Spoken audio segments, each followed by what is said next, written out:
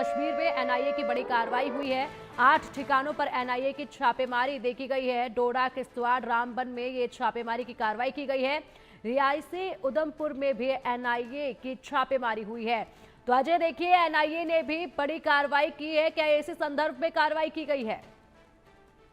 हाँ बिल्कुल, आपको बता दूं कि जम्मू कश्मीर में राष्ट्रीय जांच एजेंसी यानी कि नेशनल इन्वेस्टिगेशन एजेंसी की जो है रेड्स शुरू हुई हैं। 8 लोकेशंस हैं जहां पर एनआईए की रेड शुरू हुई हैं, जिसमें डोडा, किश्तवाड़, रामबन, रियासी, उधमपुर ये मुख्य जिले हैं जिनके 8 लोकेशंस पर रेड शुरू हुई हैं। जानकारी के मुताबिक सुबह तड़के जो है एनआईए की टीम जो है इन सभी इलाकों पे उन ठिकानों पर पहुंची हैं जहां पर इनको रेड्स करना था। जो सूत्र बता रहे हैं उसके मुताबिक एनआईए की ये रेड जो है जम्मू कश्मीर में जो ताजा घुसपैठ हुई है, उस घुसपैठ में सम्मिलित लोगों के जो ठिकाने हैं उन पर ये रेड्स की गई है।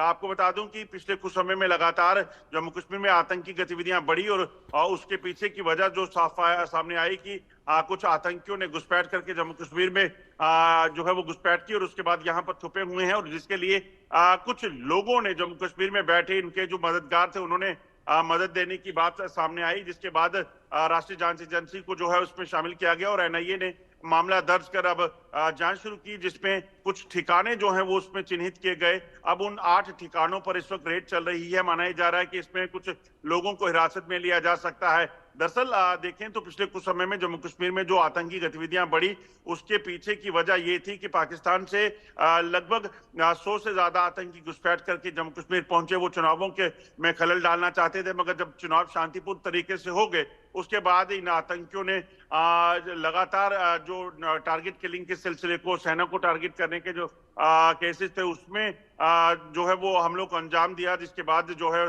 सुरक्षा बलों ने भी जवाबी कार्रवाई में कुछ आतंकियों को मार गिराया। मगर कहीं ना कहीं उस नेटवर्क को ध्वस्त करना बेहद जरूरी हो जाता है, जिस नेटवर्क की मदद से ये आतंकी जो है जम्मू कश्मीर में दाखिल हुए थे। तो ऐसे में अब उस नेटवर्क को उखाड़ फेंकने के लिए एक बड़ी कार्रवाई शुरू हो गई है और एनआईए यानी कि राष्ट्रीय जांच एजेंसी जो है वो इस वक्त उन ठिकानों पर रेड्स कर रही है जहां पर इस चीज की आशंका बनी हुई है कि ये लोग जो हैं इन आतंकियों को मदद देते हैं यहाँ पर घुसपैठ करने में, और उसके बाद घुसपैठ करके जब ये दाखिल हो जाते हैं तो इनको अलग अलग ठिकानों पर पहुंचाने के लिए, हथियार पहुंचाने के लिए या फिर तमाम जो लॉजिस्टिक सपोर्ट है उसके लिए जो है वो जिम्मेदार हैं। तो उन लोकेशंस पर इस वक्त रेड शुरू हुई है, जिसमें डोडा, किश्तवाड़, उधमपुर, रियासी ये इलाके, रामबन जो है वो शामिल हैं, और इन जो डिस्ट्रिक्ट्स हैं उन डिस्ट्रिक्ट्स के 8 ठिकानों पर इस वक्त छापेमारी का सिलसिला तेज हो गया है। बिल्कुल बिल्कुल। और देखिए, अब जिस तरीके से जो है आपने जानकारी दी कि एनआईए जो है अब इन ठिकानों पर छापेमारी कर रही है, इन जगहों पर छापेमारी कर रही है, और इसी के साथ अगर बात की जाए एनआईए पूरी अलर्ट होकर और एकदम से मोर्चा संभालते हुए नजर आ रही है। जिस तरीके से छापेमारी की कार्रवाई की गई है, ऐसे में सुरक्षा बल अलर्ट पर है। वहां पर भी सर्च ऑपरेशन काफी तेजी के साथ चल रहा है। जंगलों में भी अगर बात की जाए तो और किस दिशा में ये सर्च ऑपरेशन चलाया जाएगा और क्या कदम उठाए जाएंगे ताकि इन पर वक्त रहते लगाम लगा ली जाए, इनको ढेर कर दिया जाए?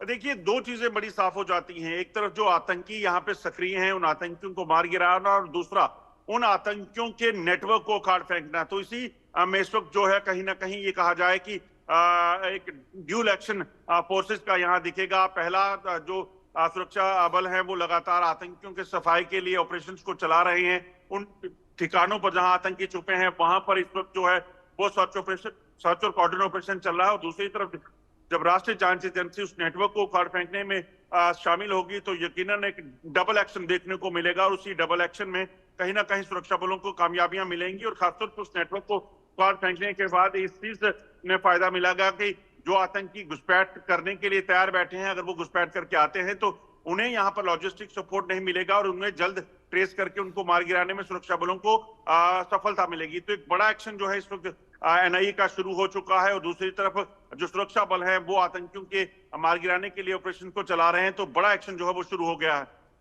बिल्कुल। और अगर इसी के साथ जो एक्शन आप जिस तरीके से बता रहे हैं अजय, बड़ा एक्शन यहाँ पर शुरू हो गया है, और ये जो इलाके हैं जहाँ पर एनआईए की छापेमारी की जा रही है, किस तरीके से इस पूरे छापेमारी को अमल में लाया जाएगा, कितनी टीमें मौजूद रहती हैं, और इसी के साथ साथ जिस तरीके से इलाके, तो जाहिर सी बात है जब एनआईए की टीम पहुंचती है, छापेमारी की जाती है, तो लोगों में भी कहीं ना कहीं डर का माहौल पैदा हो जाता है।